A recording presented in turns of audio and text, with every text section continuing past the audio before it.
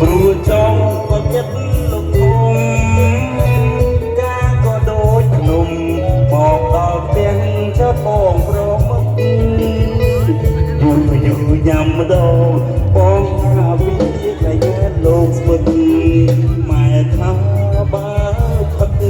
សូមកុំអើយតែបងមានស្រីអូនអើយកុំ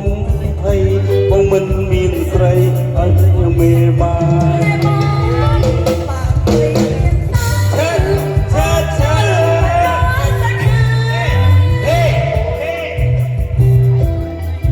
មានស្នេហ៍បងយកទៅចាយបានជាមានត្រីហើយញ៉ាំតែកំបាយអូនអើយកុំ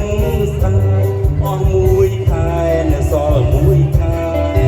ហើយក្រោយមិនកែតែបានប្រាំថាសុំមកយកប្តីមួយទៀតហើយណាអូយទៅរៀនហើយអូនហេដោយសារបំរត់ទេបំរត់មករៀនបងយ៉ាបងរត់ឥឡូវបងរត់ចេញមកបងឯងប្រាក់ខែមេបងចាស់